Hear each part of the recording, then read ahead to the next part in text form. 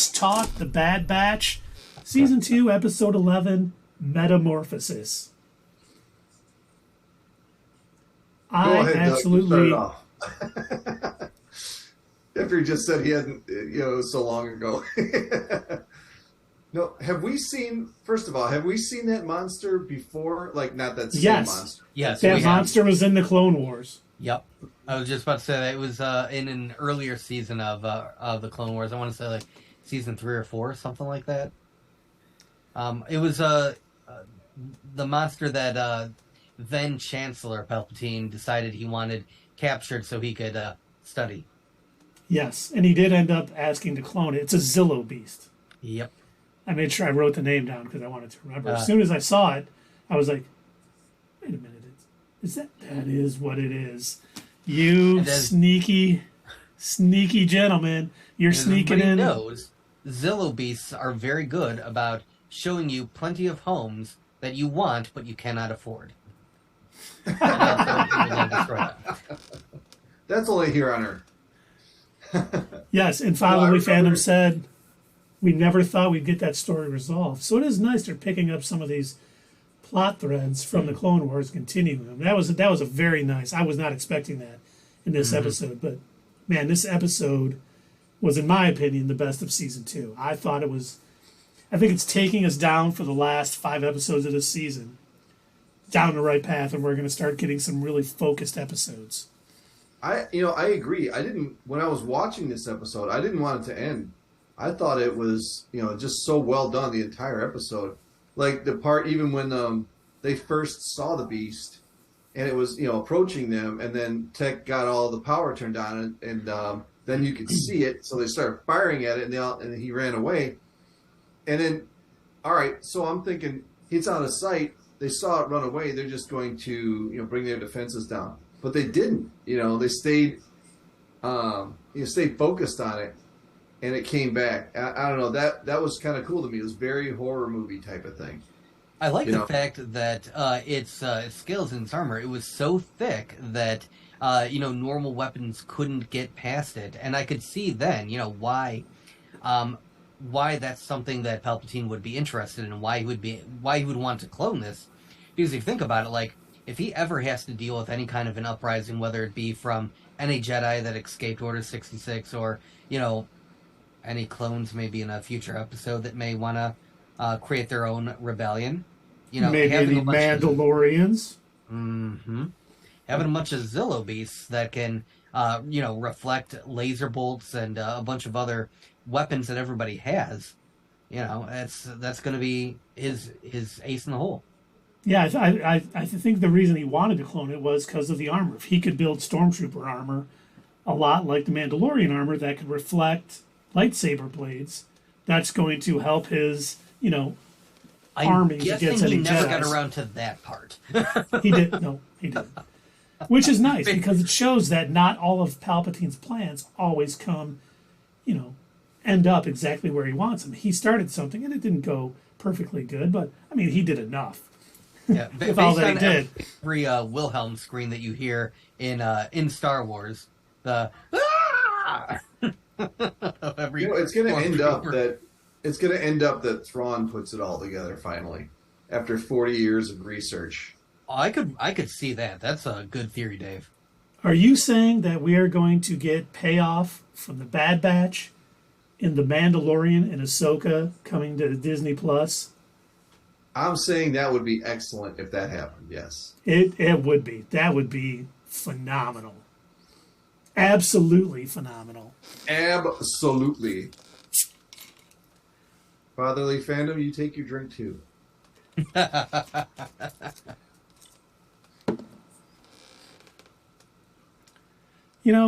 It was nice seeing, I had to look up his name because I didn't know his name, Dr. Royce Hemlock. The way he came in and he was like, oh, it's too bad, you don't want to help or whatever. Very calm, cool, collected. Yeah. Bring the disgraced prime minister here. And it's like, what is it going to take to motivate her? He's like, well, is it my freedom? Of course. There's a girl. And, and I'm like, oh no, Immediately Omega. sold out. Yep. Yeah. Plus, I thought that Hemlock was the same doctor from The Mandalorian, so I had to look that up, and he's not. He's not the same guy. Well, I can't remember his name now. It's the one from The Mandalorian. Yeah, I don't. Well, didn't it start with an A? Dr. Pershing. Pershing, yeah. See, there's an A in there. Yep. It's not Yeah, of course, yeah. The A is silent, right? Yeah, there you go. Thanks. No. Yeah, it's Star Wars spelling. Thanks, Dave. It's silent and invisible. Yeah, it's also not there. P-E-R-S-H-I. Hey! Hey, and he's from Canada, eh? Oh, take off, eh? Take off! Yeah, it's a great song. Gray, white north. It's a great song by Geddy Lee from Rush. Yeah, Yes. I'm not allowed to sing. I forgot. That's That's Sierra right, you finds out I'm going to get caged. But She texted me before. She said she was going to be on it, damn it. and by the way, when I saw that the Empire was gathering up all that town's peoples, Thank you. That's what I was just getting ready to say. How did we go from 0 to genocide that quick? And why would it matter? you know, Why would they have to do that? They don't. That's what I didn't understand. Like, is it really that big of a secret that they're afraid of one little town getting the word out that the Emperor was cloning this Zillobeast thing? Like, that's so weird to me that he felt that was... Of course it is. You don't know this, but that little town had a conspiracy theory YouTuber who was going to spill the beans about the cloned Zillobeast. He's like, oh my god, it's finally happening. Wait. I think I know what you're talking about. Was it called Palpapalooza? Yes, it was. I knew it. I've heard it. I'm actually one of 2 subscribers. They've ruined the celebration. Apparently, Nickelback won't be there this year because of that. What? But they had a #1 album. Can you believe that? They had a #1 album last year. I never even heard of it. I still can't believe that's true. I'll take your word for it. Because I know you probably wore it out listening to it. Okay. It was all, again, this is an intertwined, deep conspiracy theory. They're the real reason everybody was stuck indoors starting in 2020. If you take a look, they planned in March of 2020 to go on tour. Convenient much? Why do you think everyone wanted to stay home? Yeah, exactly. Okay, I'll be locked up. If you found out that Nickelback was going on tour and they could be in a town near you, would you really want to go outside? On the off chance I could hear some of their music playing, no, thank you. Right? And then what if, God forbid, you ended up with tickets? Oh, sorry. I know it's a dirty word. God. That's sick and wrong. I'm sorry. I'll never say it. Time. Well, just to bring us back in from tangent time for a minute, because, oh, darn it, what was I going to talk about? Were you going to talk about more about the crowd getting rounded up? Oh, no. Things. I was going to talk about the next couple episodes. Okay. I mean, I love the fact the next one is The Outpost, which I wonder if it's the Bad Batch, because it's kind of nice. A lot of things are kind of coming into play right now that's been building up. They're kind of breaking away from Sid. This was going to be that last job they did for I had her. a theory about that, yeah. And they're kind of running into this whole plot with the Zillobeast and cloning that they're going to want to investigate. And they don't even know it yet, but Omega is being a part of getting, the Camino Doctor to start working on the clone experience, because somehow Palpatine returned. So it's all kind of coming into place. And, it's like the outpost, tipping point, the summit. I'm only assuming the summit, talking about Mount Tantus. And, Dave, I think you're right. I think this stuff's going to be going along, and I think we're going to find out that it is the incredibly analytical mind of Grand Admiral Thrawn that brings it all together and actually brings about the events of, everyone's favorite Star Wars movie, Episode 9, The Rise of the Skywalker or Rise of Skywalker. I still don't know what it's called. I won't take the time to figure it out. So much better than The Empire Strikes Back. I mean, it's gold. It's just a masterpiece of cinematography. You shut your whore mouth. They should not be allowed to make cinema that amazing. I mean, they've ruined all Star Wars films after it because it'll never live up to The Rise of the Skywalker. Hey, if you look at the chat, I see something I love to see. You're really doubling down on that, huh? He says Dave's totally right. And that's what I like to see in the chat. Dave is totally right. Anything else in the chat is just, I don't know. You just don't even care. Yeah. Can we get some lovely second grade recorder music playing behind you with, like, I don't know, maybe the Jurassic Park theme or something as you're telling us your amazing theory that is totally correct. Or Take on Me in There we flute go. form. Yeah. What was that just a part of? That was on The Last of Us. Okay, that's right, in the last episode. Okay. I'm like, I know we saw something with that song in it. Now, my old brain is chugging along. It'll figure it out in a few minutes. Is it, though? No.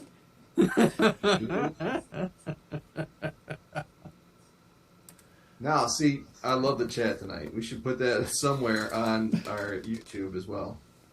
God. So yeah, going back to, kind of emphasize what you're talking about, and also Fatherly Fandom mentioned in our chat kind of a similar sentiment about Sid being suspicious. We're really going to watch out. And yeah, I definitely think exactly what you said, Keith, that they're probably going to set up a new base of operations. They're going to break away from Sid, and of course, all of these pieces are falling into place to have Sid turn against them. Or it could be what's her name? Where that they went on the mission with. It could be either or. I'm still flipping back and forth on which one of them, but one of the two is going to turn on the Bad Batch. And they both broker in information, so they're probably going to have good information. And I got a feeling we're going to see the elite trooper Scorch on their trail after last episode. And to kind of tie it into Dave's theory, what if we saw a regular Admiral Thrawn or Captain Thrawn in the early days of the Empire before he got promoted? Well, the only reason time he was Admiral Thrawn, though. It was, but he was out in the Outer Rim. They didn't bring him into the core worlds. At this time, isn't he Admiral Thrawn, though? Isn't it this happened right before Rebels? What's going on right now? Yeah, he's definitely... Oh, so he got promoted like as soon as the Emperor took over? Well, if you read the Thrawn trilogy, he kind of gets promoted he's kind of building up right after the rise of the Empire, if I remember it correctly. And he's a quick study, but then they kind of take him out to the Outer Rim because he's alien. And, much like a certain party in the United States, they don't like, anything that's not a certain way. So they kind of push him out there, but he's so successful and so good, they can't keep him down. Right. No, you know what? I would love to see them actually make that canonized, because I think, if I'm not mistaken, aren't those books considered legend at the moment? It is. That's well, no, the Thrawn trilogy is a new trilogy that Timothy Zahn wrote that is canon. The Heir to the Empire, Heir to the Empire, Dark Force Rising, and The Last Command. That's Legends. That happened that was the books that took place right after Return of the Jedi. I would like to see more. I felt like they could have done more with him in Rebels. It was a nice taste. It was a bit of an appetizer in what Thrawn could be. But I would love to see more. I'd love to see him on a diabolical level, kind of, in the same vein that Moff Gideon is to the Mandalorian. I'd like to see Thrawn, rising and scheming his way to the top, kind of similar to the way that we see all of the infighting in Andor with the ISB. I want to see what kind of moves he's going to pull, how he's going to screw over his fellow officers to get ahead and really catch the eye of the Emperor. And that is kind of what the canon Thrawn trilogy is. It's him rising up the ranks and people trying to put him down, and him always pretty much outwitting them, just being one step ahead of everybody. It's good stuff. Very cool. But Fatherly Fandom says he wants to see him and his buddy Vanto. yeah. But yeah, I think Vanto was the his Bad Batch, buddy. The Bad Batch provides that opportunity for us to kind of, get into touch with a lot of these characters, those transitioning from the Clone Wars episodes into the Empire, those moving from the Republic to the Empire, just kind of seeing like where these people came from, where they're going, like what's going to happen with the clones, how we're moving into the Stormtroopers. This is kind of an area that really hasn't been touched too much. Like, we especially haven't seen it in shows all that often. So this is very interesting. I am curious to see, like, where the clones are going to fit in all of this, especially the Bad Batch and Omega. Like, where are they going to fit into? Are they going to now that Hunter seems especially more involved with, hey, we need to send this to Rex. Hey, this is something we really need to be concerned with. Are they going to take more of a stand against the Empire rather than just existing in it? I definitely think they've been kind of hinting at it all year. Like Echo and Tech were both kind of saying at different points, we need to do more to help people. And even Omega has been kind of feeling the same way. I was worried that Rex and Echo were going to be put on the shelf for a while. Mm-hmm. So it was great at the end of that episode when he's like, let's get Rex and Echo on the phone and see what they've heard. Because it'd be nice, them putting their information together and maybe figuring out what's going on. And obviously, they're probably not going to stop it because we know what happens, in the future. But it'll be nice seeing them maybe raiding Mount Tantus and being able to slow it down. And that's why it takes longer. They're gonna put a nice spin on it, and I can't wait to see what they do with it because they always, Filoni does such a wonderful job of weaving story plots in that you're kind of shocked by in time zones when you know almost everything that's happened. So I'm kind of looking forward to see how he wraps this all in because we got so much going on. And I hope. I think you're right. I think there is going to be something that they're going to have to do that's really going to throw a wrench into the gears, especially if we are only just starting to see some of the cloning experiments taking place in The Mandalorian, which takes place, 5 years after Return of the Jedi? Yep.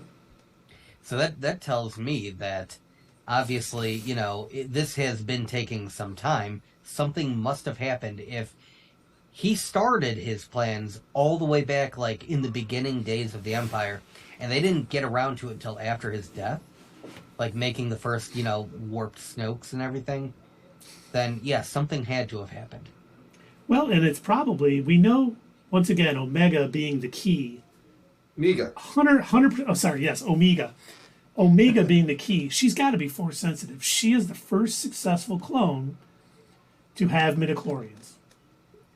She doesn't know how to use it yet. She hasn't practiced, but I think that's why. And as soon as, if the Prime Minister or whoever explains to him why Omega is so important to the Doctor, that's going to get Palpatine's eye. And she is definitely going to be on the run because if she's the key to learning how to, clone with the Force, man, it's going to be all out to get her. And eventually, we assume they don't get her because obviously they're going after Grogu after Return of the Jedi because they think his blood will help them figure it out. Or they figure out something with Omega, but they need Grogu's blood because it's, midichlorian count is out of the, crazy or something.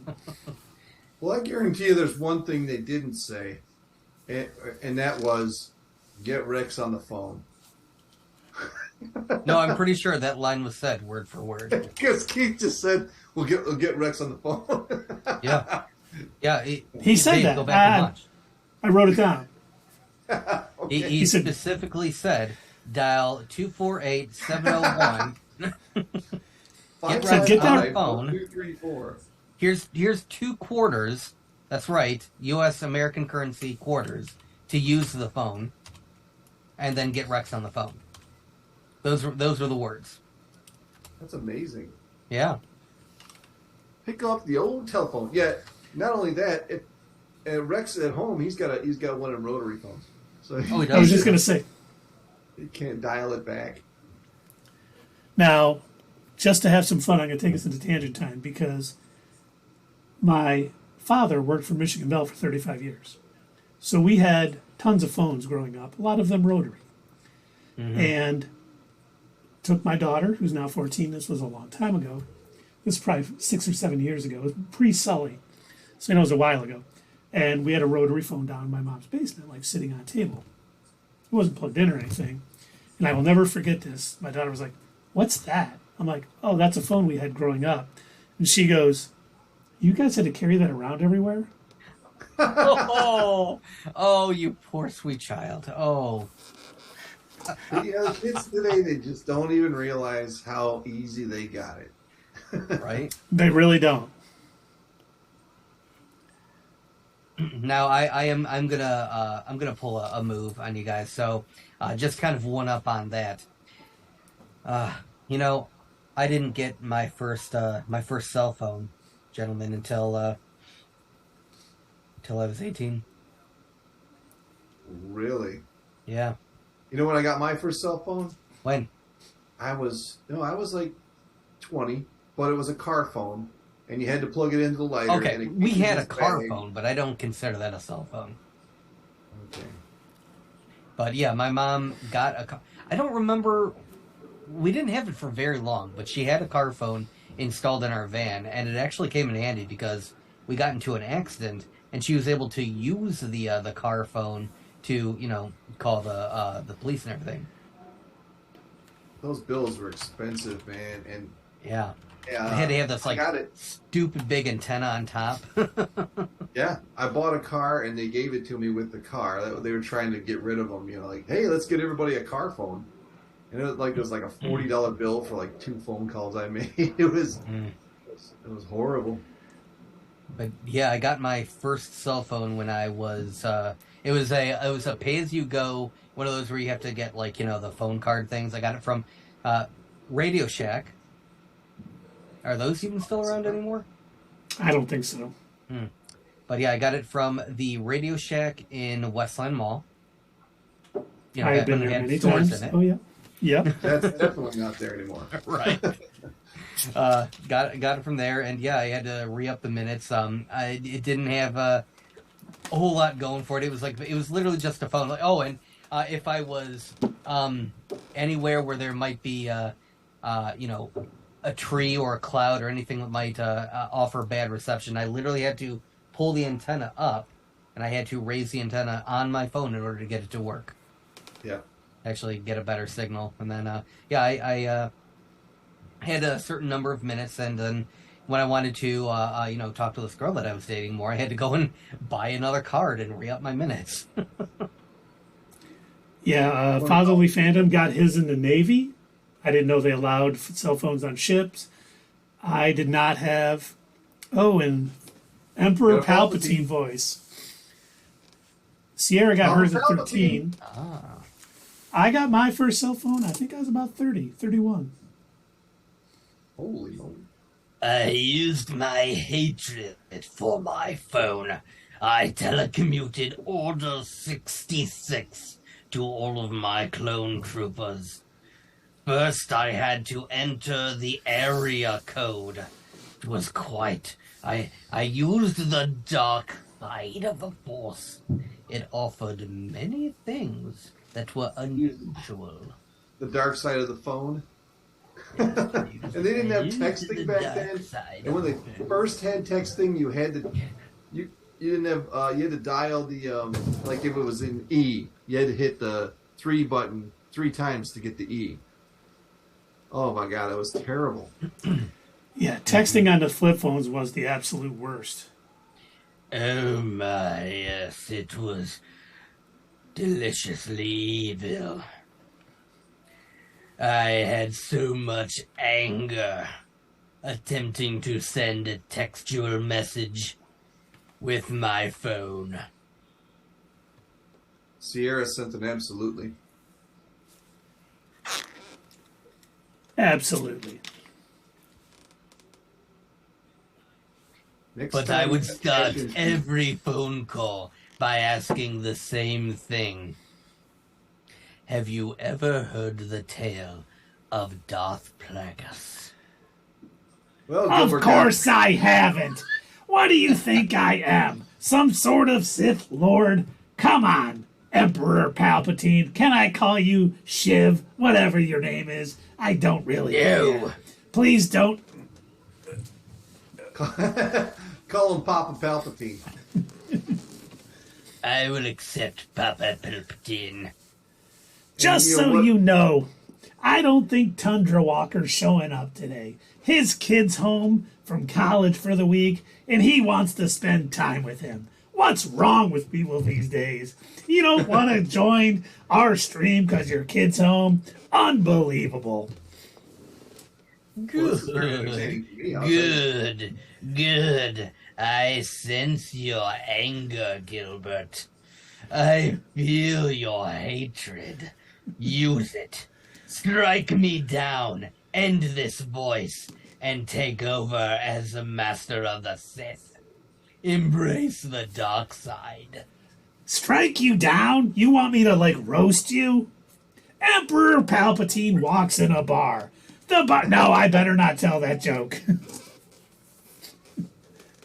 But I don't want to strike you down. I run the government. I've been sober for many years. And you know the great thing about this is you could try and force choke me, but it won't work because the current version you're looking at is a scroll. So I can't be force choked. Nope. And that Dave in your closet there, though, he's getting in. He's getting choked right now. I thought he was in his basement. Now you moved him to a closet. The real Dave is going to be pissed. I attempted to choke the David, but he said he was into it. Wait a minute. I thought Dave came out of the closet years ago. Why is he still in there? He's into it, and he enjoys the choking. Well, but look, I may be an evil Sith Lord, but I don't kink shame. That would be evil. And by the way, who's got a Pornhub account? Obviously. Look, I have to comment. That was my Rick and Morty reference. 38 minutes in. I would play the thing, but Stream Elements is down. So we're just going to have to say do, whatever the theme song is. Take it, Dave. I don't know.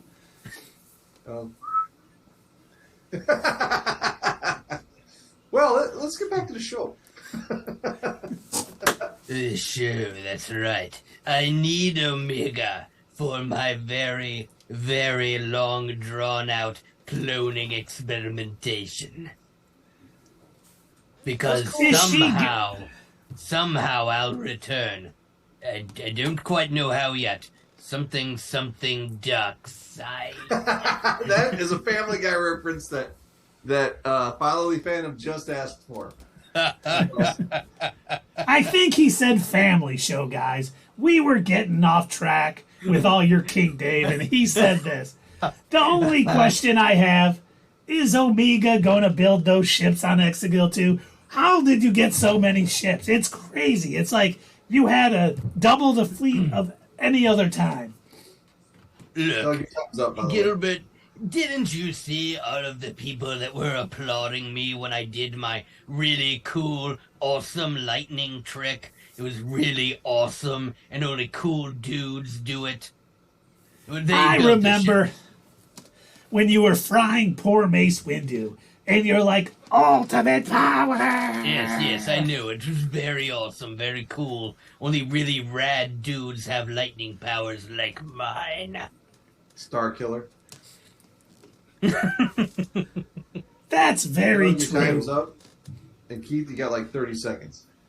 Excellent. I don't know what I'm going to say for 30 seconds, except I hope we see Omega just blasting stormtroopers and everybody out of her way. Her little bow and arrow, her little Dungeons and Dragons lightning energy bow and arrow. She's just wiping everybody out. It's going to be awesome. I can't wait. And you know what I liked about not just this episode, but how the season's progressing is Omega is becoming more of a part of the team rather than just like somebody that they have with them because they feel like they need to protect her. She went with tech. She knew more than tech. Kaminoan software and hardware. You know, she's contributing. She's got that bow and arrow, and I would she's say not defenseless.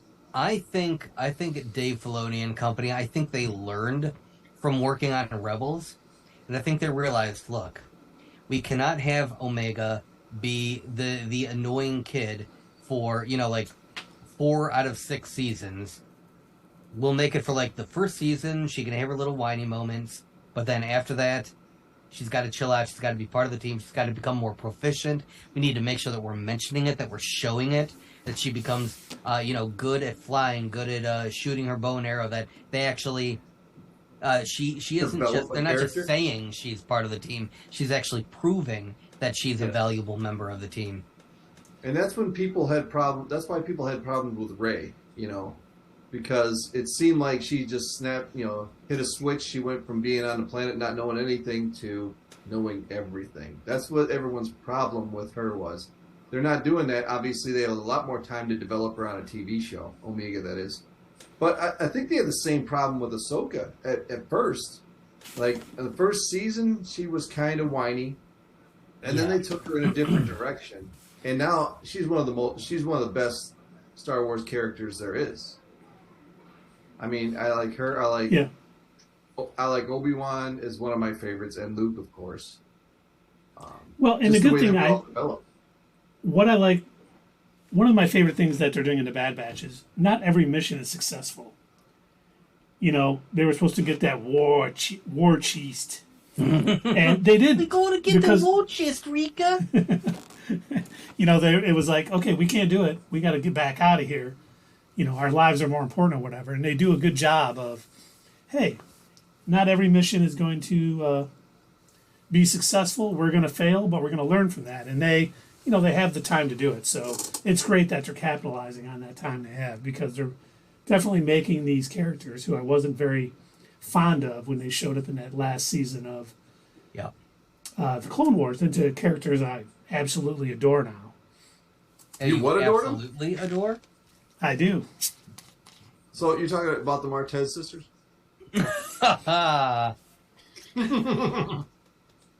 That was very ill-timed. We almost lost our stream. Oh, I don't know if Verners and my computer go well together. It was either Dave Filoni or Jon Favreau, or maybe both of them. That podcast that I referenced in our episode that Dave and I just did last week about The Mandalorian. They did a round table interview, and a lot of people were asking them questions. And during this podcast, I don't remember the question that triggered it, but they were talking about the Martez sisters.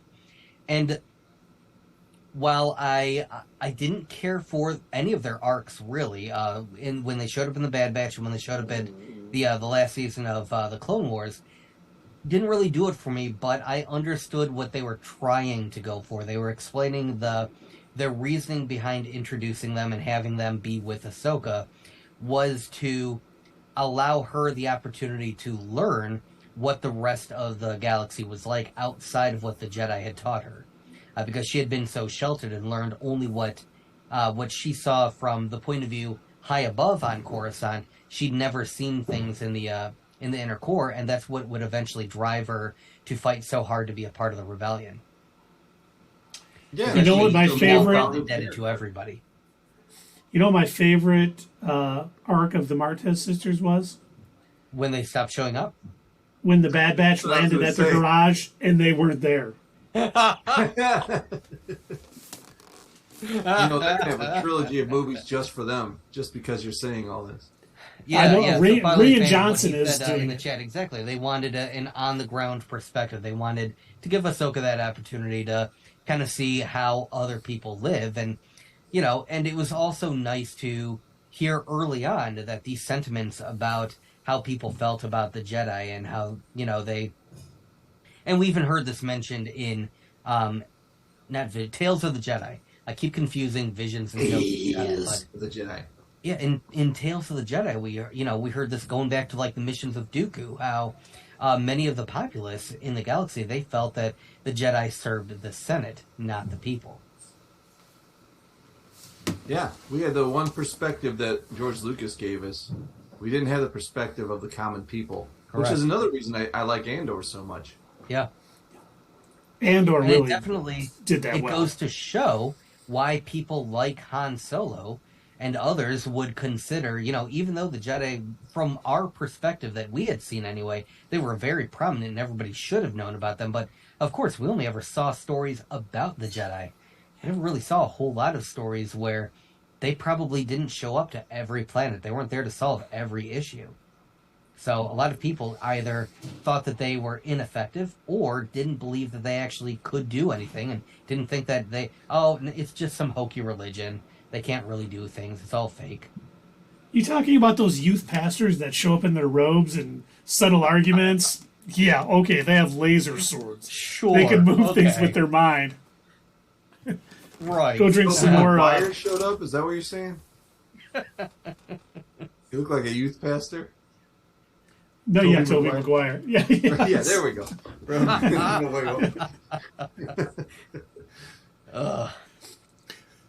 We like to mix in all the properties at the same time. All of them. All of geekdom. Now, do we have anything else for the Bad Batch? I think we pretty much hit on every point that I guess is worth mentioning. We talked about the monster. We talked about the callback to the Clone Wars. Talked about good old Papa Pelps and what he's probably planning. Talked about how evil it was that they were trying to round up an entire city's worth of people to keep them quiet, and talked about how they were going to they're probably going to put out a bounty for Omega. And it's hard to believe that this was only a half an hour episode, too. I know, because so much happened. But yeah, so just real quick, final, your thoughts, because I kind of mentioned what I think is going to happen. What do you two think? Is Sid going to sell out Omega? Like when she sees, because clearly the Empire's now going to be looking for her to press the Doctor into helping them with their cloning experiments. Do you think Sid is going to sell her out? Especially once she finds out the Bad Batch is... Absolutely. She'll do anything for her own purposes. She's like Loki. If you have the same goal, she's on your side. If not, she's going to do what's best for her, and that's what's best for her. And I think especially since they pretty much agreed that they're not going to be doing any jobs for her, they no longer serve any purpose to her. They're not making her money or doing anything.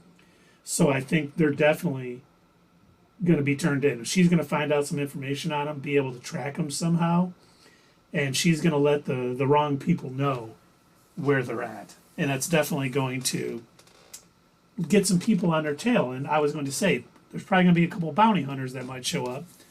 Fatherly Fandom just said, wouldn't it be cool if Boba Fett takes the bounty? Yeah, it would. If it's anything, that would be great. If it's anything like we've seen in The Mandalorian, there'll probably be more than one. We may see Cad Bane. I almost called him Cobb Vanth. We won't see him. But we might see Cad Bane. We might see Bosk, IG-88, Dengar. We may see, a bunch of these guys show up. We may see Fennec Shan again. Because as much as we all like Fennec Shan and the wonderful actress who plays her, if the bounty's big enough, she may be willing to turn on Omega and try to bring her in. So I think we're going to see not only them trying to piece together what's going on with the Empire right now, but they're going to have bounty hunters all over their tail trying to bring them in because they're going to need her to get the Doctor to do whatever she did to give Omega those force powers. So I have a bit of a theory, and Dave, you can feel free to reel me in if you want. Let me grab my pole. All right. Wait a minute, that didn't sound right. This is a family show. I just said, yeah, all right. Yeah, Doug's like all about it. I choke you, you grab your pole, whatever. I'm going to grab my pole. You go ahead. But, okay, so here is my theory, and this is if they decide to go for a twist rather than the most straightforward answer. I think Fee, Wanda Sykes' character, I think she's going to be the one who turns them in, but I think the Bad Batch is going to jump to conclusions. They're going to assume it was Sid. I think they're going to fly back to base. I think they're going to go into like immediate attack mode. Sid, how could you? And Omega, Sid, I thought we were friends. You know, we helped you out of a jam. And she'll be like, no, no, fellas, I swear it wasn't me. Why would you think it was me? And then we're gonna see Fee walking out of the shadows with one of the bounty hunters next to her. Sorry, fellas, but it's all about the coin. That's I can see that happening. That's good. Yeah, she needs. Very non-reelable. I'm not reeling that in. I'm gonna silver lining it because I like it.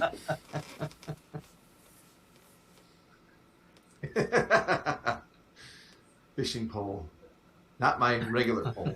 Just fishing pole. But I think that's excellent. I think things are going to heat up in these last 5 episodes. We got or 6 episodes. Wait, how many we got left? 5. We got 1, 2, 3. Yep, 4 weeks, 5 episodes. I think it's going to be pretty high octane. I think it's going to be great. We're going to see a lot of familiar faces. We're going to see bounty hunters. We're going to see action. We're going to see stuff leading into not only the original trilogy but sequel trilogy ground.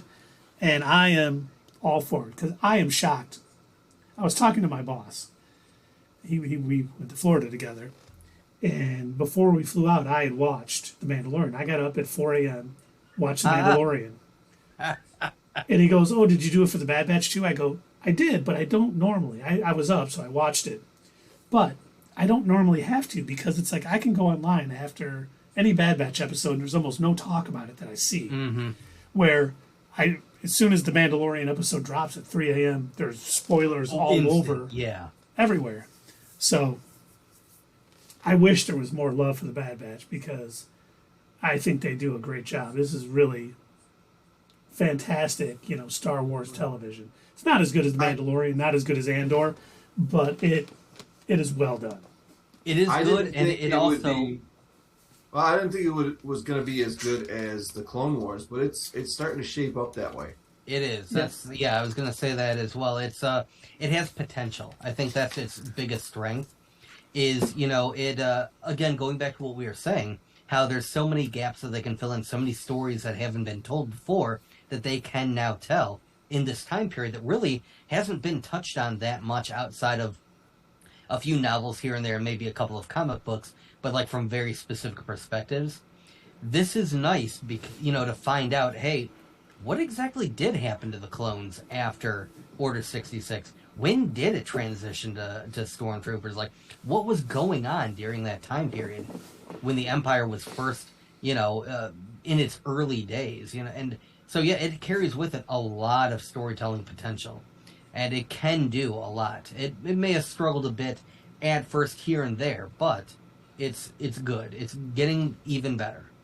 Well, and just think, whatever happens to a majority of the clones, it's probably going to be not known by a lot of people because we don't hear it talked about in the original trilogy and The Mandalorian. As far as we know, they just died out. But I think there's going to be a minor, clone rebellion. It's going to be put down and put down hard by the Emperor. It also makes you wonder, what do the average galactic citizens think of the clones? Do they even see them as war heroes? Do they see them as people, or do they look at them as just, no different than a droid? This is going to get in real tangent time.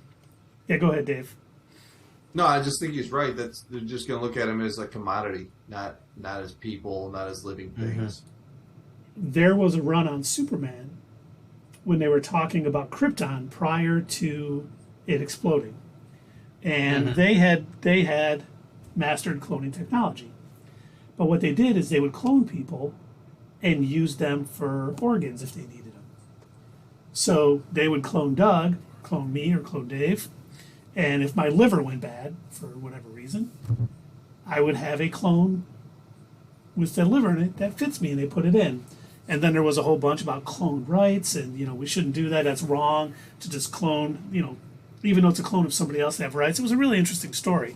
And I think you're right, Doug. I think for the most part, people are like, they're just clones, who cares? But there's others who are like, no, these, like we saw the Senator a few episodes ago, we need to take care of these clones. We need to make sure that, they stood up for us in wartime, and now we need to take care of them. So It'll be have interesting. a chant ringing in my head that says, "Stop the research on the clones. Clones are people too."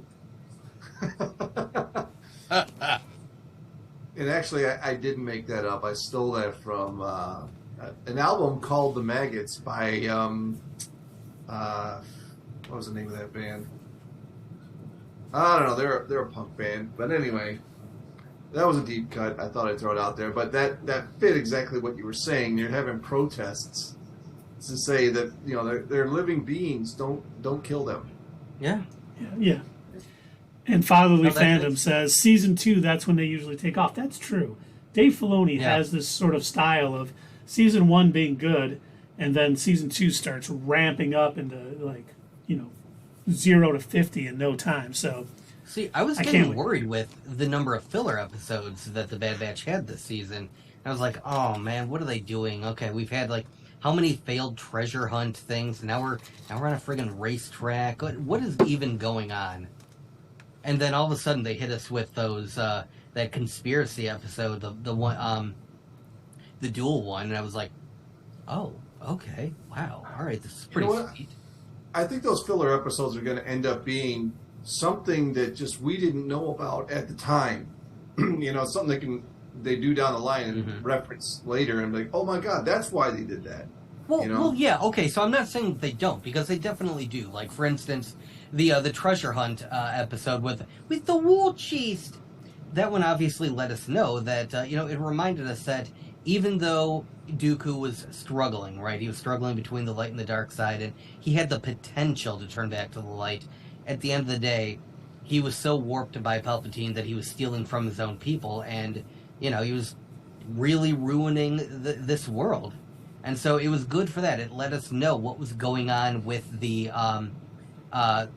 Federation of Separated Systems, or whatever it was called. And just the episode, the Indiana Jones Uncharted episode with Feed, With it showed that giant connection. neck thing.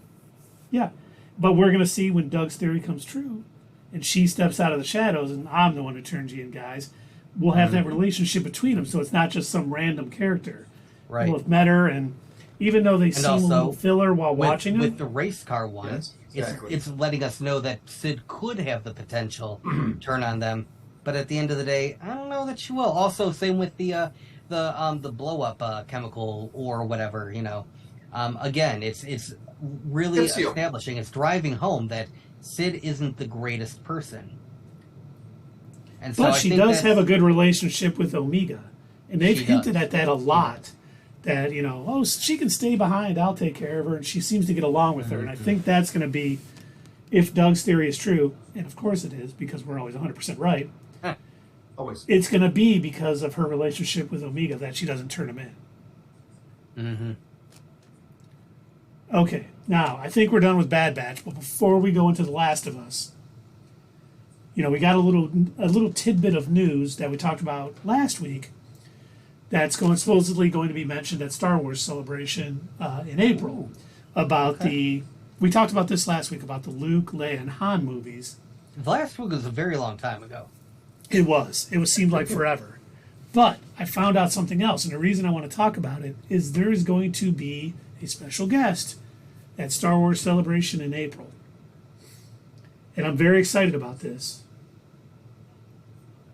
One of my favorite actors, in Dave's too, Ewan McGregor! So I think this may mean we are getting an announcement of Obi-Wan Season 2, which means that sister is finally going to get what she has coming to her. I cannot wait. It is finally going to happen. Hey, jeez, dude. I And mean, talk about digging into the hate. I'm definitely going to if the you dark do Obi-Wan side. season 2, I hope it's more about Obi-Wan. You know what I mean? More. Well, you got to focus on think, Obi-Wan. if they do a second season, they can't go back where he's depressed, living on Tatooine. It's hopefully going to be him. I hope He's it's got a his. training montage with Qui-Gon. I mean, I know Qui-Gon's not coming he back. said, yeah, I know he said that, but maybe they already filmed it. That'd be kind of shady on their part for him to say that. I'm not coming back, but I already did something. Well, what did Andrew Garfield say with Spider-Man? I don't know what to tell you guys. I'm not in the movie. Why do you keep asking me this? I'm not in the movie. Here's a photo of you in a Spider-Man outfit. Amy. Wasn't me. We have you in this picture holding a script, pointing to your line as Andrew Garfield Spider-Man. I don't know what to say. Just, we have cameras. You're on set. There's cameras pointed at you. You're holding Zendaya. Nope. I don't know what all that was. Here's this TikTok video of you saying, "Here I am on set of Spider-Man: No Way Home." I'm so excited to be in the MCU, filming with Tobey Maguire and Tom Holland. That's one of those celebrity doubles. Yeah. I don't know where you guys are getting that from that. But I am excited. I do hope we get an Obi-Wan season 2. I think they got more stories they can tell. Because anytime Ewan McGregor wants to do Star Wars, I hope they let him. Because he's awesome. Get him out there, get his beard a bit more gray, you know. Yep. Turn him into more Alec Guinness. Yeah. He's probably approaching the age that Alec Guinness was at when they made the first Star Wars. I wouldn't mind seeing them redo the as much as I loved that one scene in Rebels where he faces down against Maul and goes from Ewan McGregor Obi-Wan to Alec Guinness Obi-Wan with the lightsaber stance. As much as I loved that in Rebels, I wouldn't be mad at seeing it redone in live action. It was such a powerful scene. I don't want to see that redone in live action either. I would like to see other things because he could have other. Oh yeah, I would like to see other things too. But I'm saying I wouldn't mind seeing that in live action. Yeah, I don't think I think it's been done once. I don't really want to see him do it again. I was happy with it. Oh, I was happy with it too. I want to see it again. I want more. Well, we're outvoting you, Doug. We don't want that. But what if it's, I was thinking, what if it's something to do with the Shadow Collective and Darth Maul's Criminal Underground? Kira, maybe Han Solo. I don't think it will. Oh, any excuse to get Kira back would be great. Yeah. And Fatherly Fandom made a great point, too. He could fight Jabba's gang. Jabba could be pushing over into where, Luke is saying he could do it. Mm-hmm. Fatherly Fandom saying the same thing you are right now? Yeah, that's where I got it from. The Tatooine thing. But I would love to see something like he has to go off planet and work against the Shadow Collective, not knowing Maul is running it. Because they have a lot of intertwined stories, things going on, and it would be great for them to run into each other again and, find out. Because at some point, the Shadow Collective kind of dissolves. And what if Obi-Wan had a part in it where he helped take down Maul's power? We know he doesn't die yet. And that leads to what Kira has with Crimson Dawn and what they're kind of going in the comics now. They could really start getting some synergy together between what's on Disney Plus, what's in the comics, and I think that would be fantastic. Like Dave was saying earlier, things we see now in the Bad Batch coming up in The Mandalorian, coming up in Ahsoka, and any other shows we might be getting. That's when things really get good. If we could just have like one scene in the new Obi-Wan series, we could just have Vader show up to, look down at Tatooine and say, "Oh, I will never step foot on that planet. I really hate sand. As soon as the Death Star is built, we need to test it on this planet." And yes, Twin Sons was an excellent episode of Rebels. That was great. Yeah, it was so good. It would have been even better if they would have cut out the ads for parts. Well, just the fact that it drug it down. after he killed him, it was like rest. He wasn't like no hatred. Yeah. He was what a Jedi should be. He was like, I had to do what I had to do, but I hold no hatred in my heart. Mm-hmm. You're moving on. I wish you well. I always wondered if it could have been, if he wouldn't have killed Qui-Gon Jinn in that first movie, if Qui-Gon and Obi-Wan could have brought him away from Sidious and brought him to the light side. Yeah, Maul. I don't know. I think Maul was too far gone at that point. I think it would have saved Anakin. No, he would have done that. I think Filoni was saying that. He seems he's such a great character because he's not as evil as he's made out to be with the way he looks in the Phantom Menace. As you see him and what he does throughout the rest of the stories, it's just he's more of a great Jedi almost, like Ahsoka, than anybody else. He even says to Ezra, like Ezra, says when he finds out that Maul can use the Force, he goes, "Oh, are you a Jedi?" And he goes, "No." And he goes, "Then you're a Sith." And he goes, "No." He was real quick to like, "No, I'm not really a Sith either. Actually, like I might use the dark side, but yeah, no, man, I'm not even really a Sith." Yeah, and in his final battle with Ahsoka, he talks to her about how much they have in common. Yeah, that neither of them, subscribe to the light or the dark side. If anything, even though he is a Mandalorian. He was Mandalore for a while because he had this, but he was telling her, we're alike. We could have the same goal here. I know what's coming. I know what Palpatine has planned, and if we don't work together, it's going to be successful. And he was absolutely right. Of course, Ahsoka couldn't trust him. Right? Obviously, absolutely right. Don't take a drink, damn it. Yes, fatherly fandom is absolutely right. Look at what you have become. He's absolutely right. Maul, look at what I've risen above. And don't forget to hit us up at Twitter, leave a comment down below, and we will see you next time on Not Your Status Quo.